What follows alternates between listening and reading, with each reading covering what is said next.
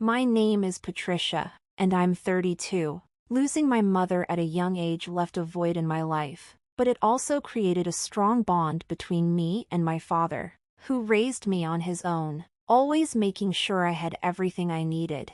The pain of that loss made me wary of opening up emotionally, and for a long time, I thought I might stay single. That changed when I met Peter, a kind and persistent man, now 34. We were introduced by a mutual friend who worried that I was too reluctant about finding someone. After a year of gentle and steady courtship, Peter proposed. As we moved closer to our wedding, I found myself replaying a troubling incident from our engagement party in my mind. At what should have been a joyful celebration, my in-laws, under the influence and unaware of the growing murmurs around them, publicly confronted me. They demanded that I prove my financial commitment to the family by providing $55,000 a month in support, an amount that represented half of my salary. They insisted it was too late to argue, given I was already set to marry into their family.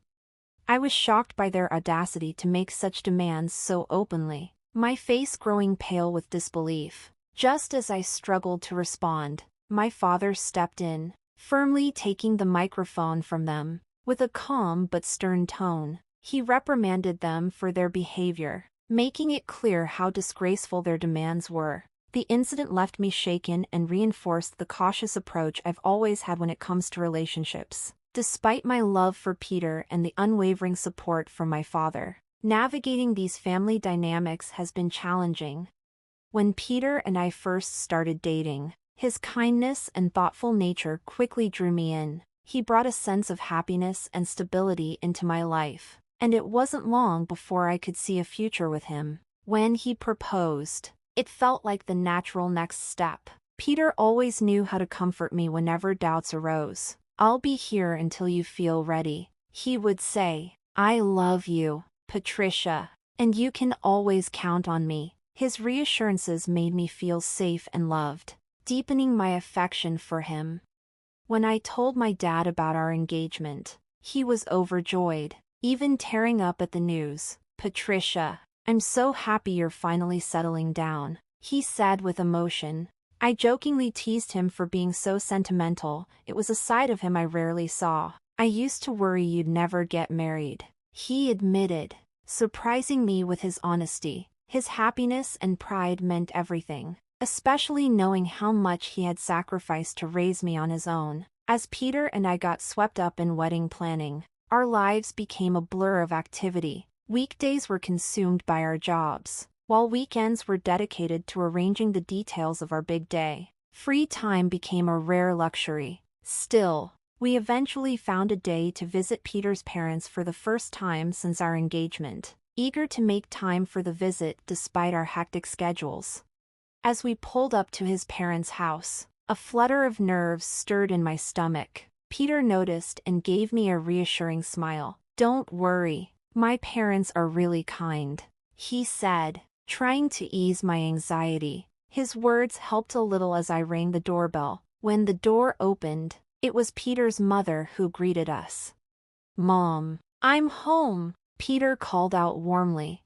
"Welcome home, Peter. It's so good to see you," she replied, her face lighting up as she embraced him. I stepped forward and introduced myself politely. "Nice to meet you. I'm Patricia, Peter's fiancée." As soon as I spoke, her warm demeanor towards Peter seemed to cool slightly. She turned to me with a polite smile, but there was a trace of hesitation in her eyes, a hint of scrutiny that made me feel uneasy.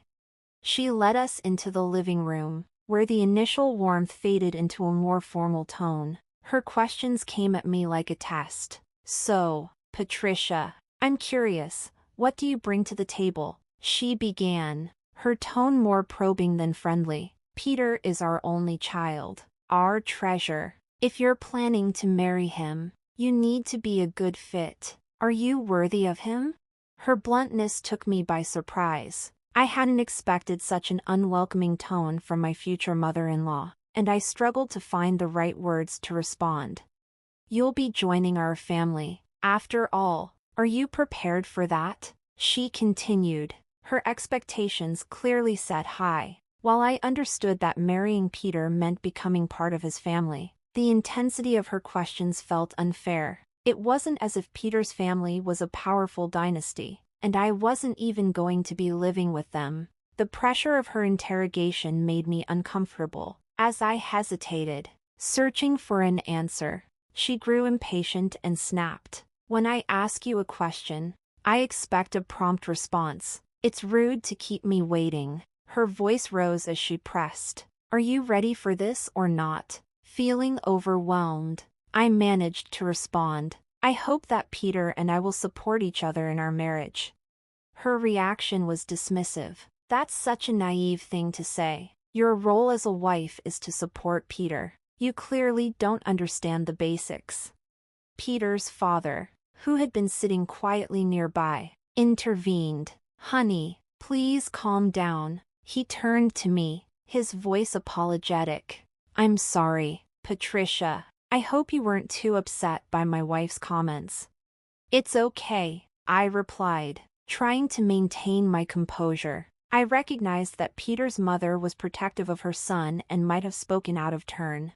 Just then, Peter's brother entered the room. His gentle tone initially eased my nerves, but then he added, "What my wife said has some truth to it. What concerns me is that you come from a single-parent family."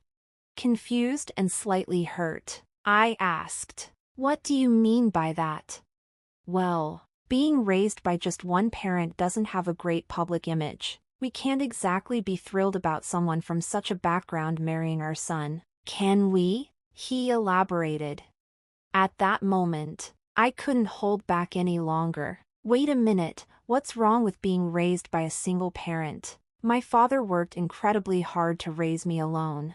I'm proud of my upbringing and of him. Growing up with one parent doesn't diminish my worth."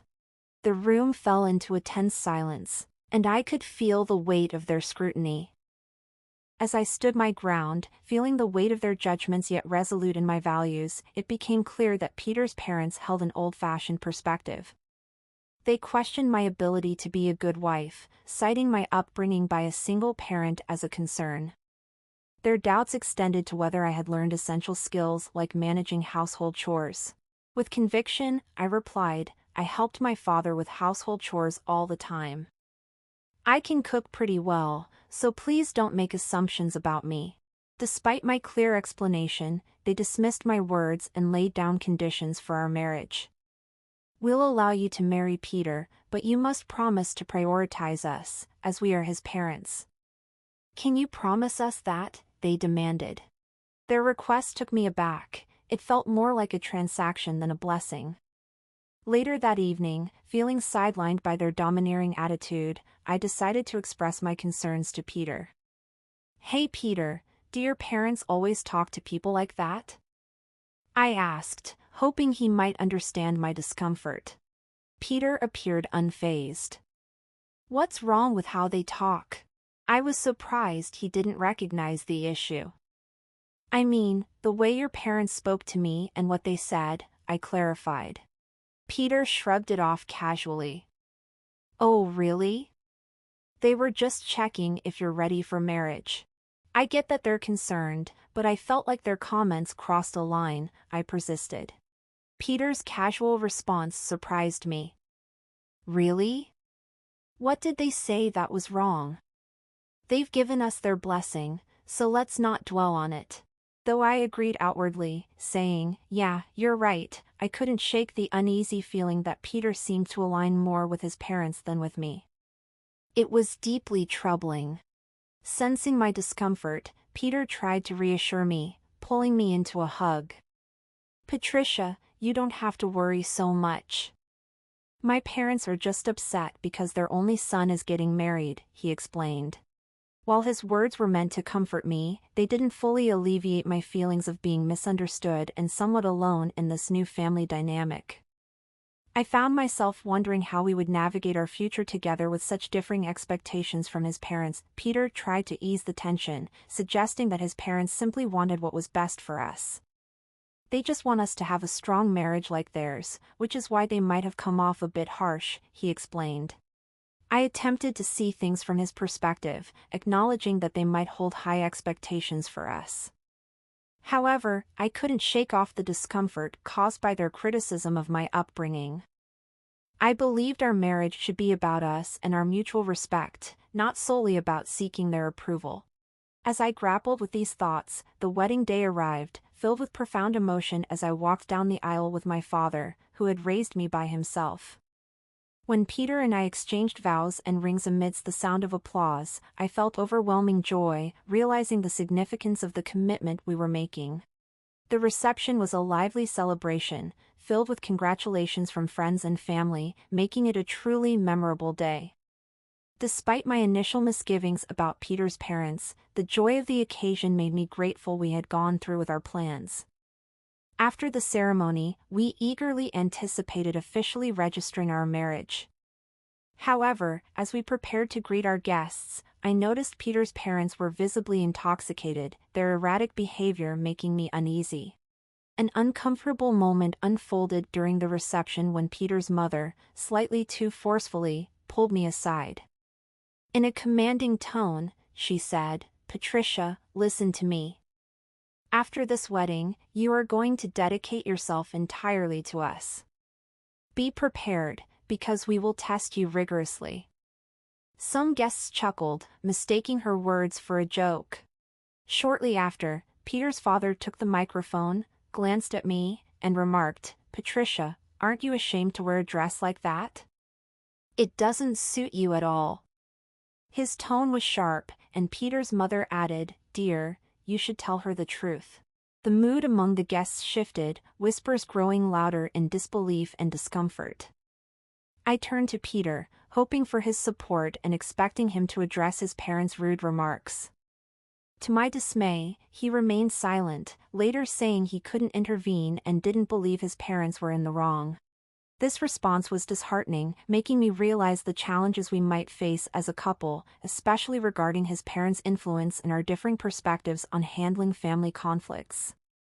As the day unfolded, I understood that this issue would require more discussion and understanding if we were to build a strong, unified future together. In the bustling atmosphere of the wedding hall, a harsh reality hit me: Peter would not protect me from his parents' harshness in the future.